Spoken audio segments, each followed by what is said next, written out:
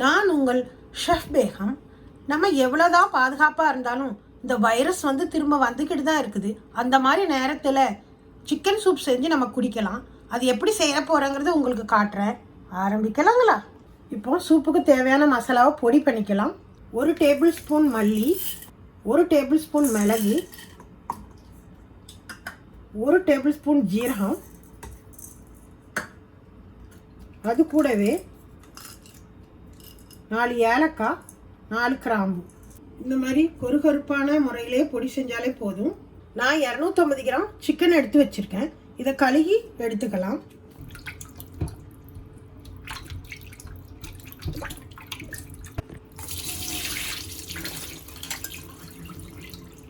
இப்போ அடுப்பை பற்றி குக்கரில் கழுவி வச்ச சிக்கனை போட்டுக்கலாம். அது கூடவே 4 கப்பு தண்ணியையும் சேர்த்து கொடுங்க.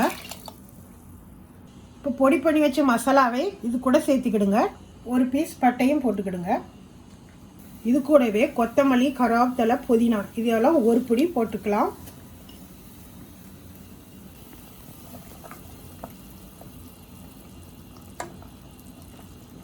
ஒரு டீஸ்பூன் இஞ்சி பூண்டு விழுது, தேவையான அளவு உப்பு,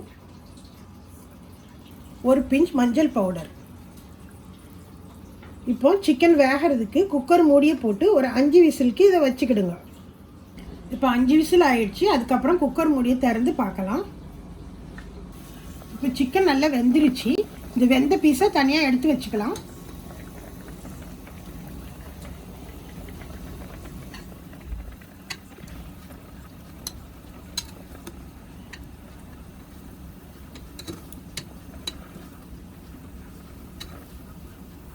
இப்போ அடுப்பை அணைச்சிடலாம். இப்போ இந்த சிக்கன் பிராத்தை இருத்து இன்னொரு பாத்திரத்துக்கு மாற்றிக்கலாம்.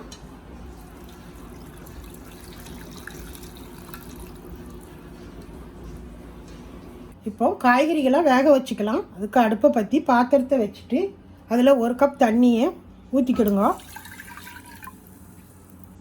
இப்போ 1/4 கப் கேரட்,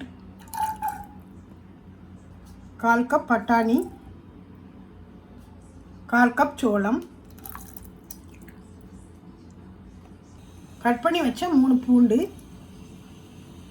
இப்போ இந்த காய்கறிகள்லாம் வேகறதுக்காக வேண்டி மூடியை போட்டு மூடி ஒரு 10 நிமிஷம் கேஸை லோ ஹீட்டில் வச்சுக்கலாம். இப்போ 10 நிமிஷம் ஆயிடுச்சு. மூடியை திறந்து பார்க்கலாம். காய்கறியெல்லாம் நல்லா வெந்திருக்கு. இப்போ வெந்த காய்கறியெல்லாம் இந்த சிக்கன் பிராத்தோட சேர்த்துக்கிடுங்க.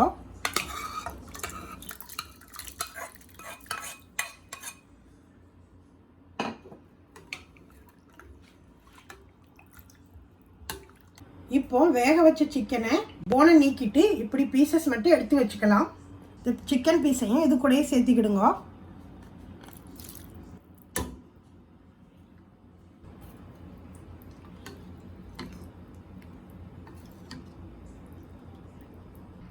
ஒரு அருமையான சூப் ரெடி ஆகிடுச்சு. இது பாடிக்கு ரொம்ப நல்லது. இதை நீங்கள் எப்போ வேணாலும் செஞ்சு குடிச்சிக்கலாம். இது உங்களுக்கு பிடிச்சிருந்தா நீங்களும் பண்ணி பாருங்கள். இது வரைக்கும் அந்த வீடியோ பார்த்த அனைவருக்கும் ரொம்ப தேங்க்ஸ். இது பிடிச்சிருந்தா லைக் பண்ணுங்கள், சப்ஸ்கிரைப் பண்ணுங்கள்.